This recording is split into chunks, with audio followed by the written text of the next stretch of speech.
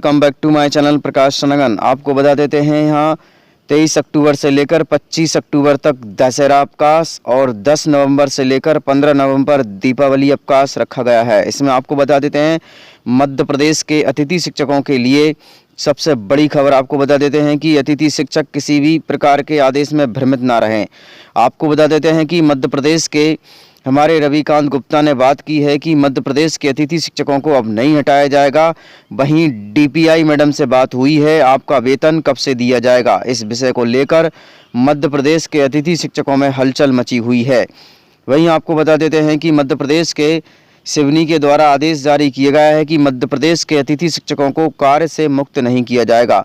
इधर आपको बता देते हैं कि ढिंढोरी के द्वारा बिल जनरेट किए गए यहाँ पर एसएमएस जो हैं वो 14,000 और 18,000 के जनरेट हुए हैं। आपको बता देते हैं कि ये एसएमएस फेंक भी हो सकते हैं।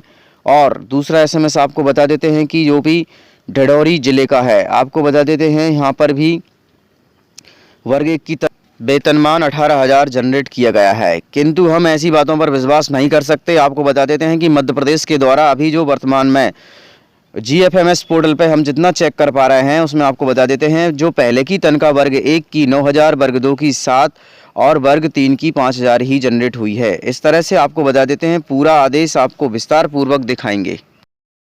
यहाँ आपको बता देते हैं कि मध्य प्रदेश के 70,000 अतिथि शिक्षक किसी भी सरकार का सिरदर्द है, क्योंकि इनकी मांगें पूरी नहीं होने के कारण मध्य प्रदेश का अतिथि शिक्षक एक मांग चाहता है कि उनका पद स्थापित किया जाए और उनका भविष्य सुरक्षित किया जाए। इसको लेकर आपको बता देते हैं कि डीपीआई मैडम से हुई बात जिसमें वेतनमान के विषय में चर्चा की गई। अतिथि शिक्षक संघ से बोल रहा था नाहर सिंगाड़ा मैडम। हाँ बताएं। मैडम अपने अतिथि शिक्षकों के बारे में 2 प्रकार के आदेश आए हैं, एक लोक शिक्षण से और एक जनजाति का। दोनों में तारीख नील डाली है वेतन के बारे में। ये सितंबर के बाद से ही होगा, इसमें तो यही लिखा है ना। मैं आपका वही पढ़ रही हूँ, खुला हुआ ये जी। 9 सितंबर को अनुमोदन के तहत अनुसार अतिथियों का मानदेय चुकने की स्वीकृति प्रदान करता है। जी जी। तो सितंबर मतलब अक्टूबर से मिलेगा और क्या ऐसा। और अन्य जिलों में सितंबर का भी बना दिया है बढ़ा हुआ मानदेय का बिल। अच्छा। मैं एक दो बिल आपको मैं भेजता हूँ, देख लेना। उसके बाद में निर्देशित कर देना विकासखंड अधिकारियों को आप कब से देना। हाँ ठीक है, ये थोड़ा और उसमें कर लेते हैं क्योंकि मुझे भी ये बहुत कंफ्यूज कर रहा था। ये लेटर आया ना, हाँ। एक्चुअली तिथि नहीं दे रखी है। हाँ बाकी 6-10 को दी है, 6-10 को जारी किया है, तो मतलब उसमें आगामी तिथि लिखना चाहिए ना। आगामी तिथि लिखना चाहिए, कब से प्रभावशील रहेगा वो तारीख डाल दे तो सबको समझ पड़ जाए। हाँ।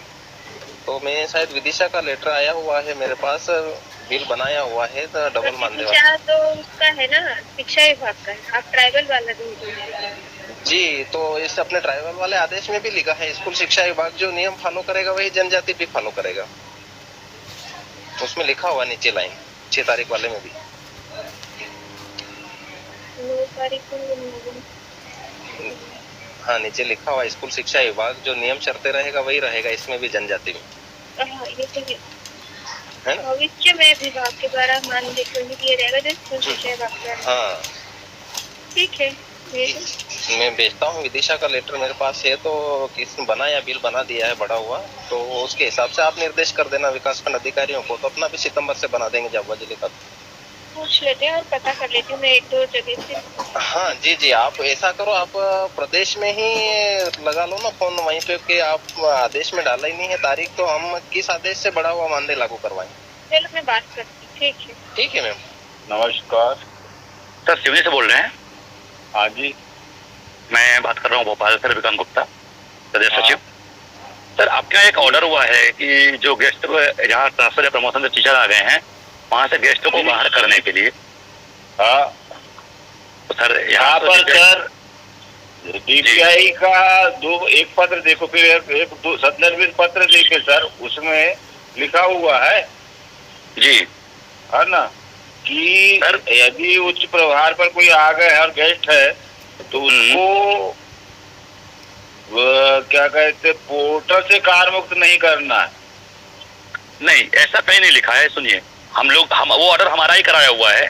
मैं खुद गया था मिलने सर से जब वो ऑर्डर हुआ था 3 तारीख को, तो उन्होंने हम लोगों ने कहा कि सर मुख्यमंत्री जी ने अनुबंध का आदेश किया है है ना। तो आप बाहर करवा रहे हैं, तो उनने कहा कि ठीक है, मैं उस आदेश को जब मुख्यमंत्री जी से ने या उनको उच्च अधिकारियों से जब उनको बोला गया कि भैया उस आदेश को निरस्त कर दो, तो उनने उस आदेश को निरस्त कर दिया। इसका मतलब ये नहीं गेस्ट को बाहर फिर उन्होंने निरस्त किया सर। तो उसमें संदर्भ लिखा है ना कि संदर्भ इस के अनुसार, उसमें संदर्भ भी लिखा है ना सर पत्र में, तो क्लियर करवा दो ना सर उसको। क्लियर आपको पता है कि लागू हो गए है आचार संहिता, और साथ में सभी अधिकारी भोपाल के गए हुए हैं लद्दाख, जितने भी अपने चुनाव के काम से कोई भी इस टाइम पे भोपाल में नहीं है कोई भी अधिकारी। और मैंने सर से फोन में बात भी की थी, उन्होंने कहा था कि नहीं किसी को बाहर नहीं करना है ना। और हमने कई जगहों पे लिखवा के भी यहाँ से दिया था। आज एक कटनी का भी ऑर्डर हुआ है, कटनी डीओ ने भी आदेश किया है कि इनको वापस उसी स्थान पे काम करने दिया जाए।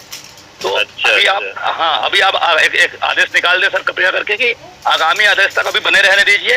पेमेंट अगर नहीं होगी तो हमारी जिम्मेदारी है। एक पद पर दो लोग सर ये बताइए, मेरी बात समझिए, अगर कोई टीचर मैटरनिटी लीव में जाती है या कोई मेडिकल लीव में जाती है तो उसी पद में 2 पेमेंट निकलते हैं ना। तो ये भी ऐसा ही है। अगर माननीय मुख्यमंत्री जी ने अनुबंध का आदेश किया है, उसके बेस पे ही ये ऑर्डर हुआ। जब उन्होंने बाहर करने का आदेश किया, जब उच्च अधिकारियों से हम लोग मिले, उन्होंने कहा ठीक है किसी को बाहर नहीं किया जाएगा, तो उन्होंने तत्काल उस आदेश को निरस्त कर दिया। अच्छा चलो करवा दीजिए, संशोधित करवा दीजिए। हाँ, उसमें कि अभी मुक्त ना किया जाए, किसी को भी काम करने दिया जाए, जब तक मतलब ऊपर से आपको आप एक मांग लीजिए यहाँ से लोक शिक्षण से वो मार्गदर्शन मांग लीजिए अपने वहाँ से डायरेक्ट, तो आपको मिल भी जाएगा। Sir okay. Thanks for watching. Like and comments.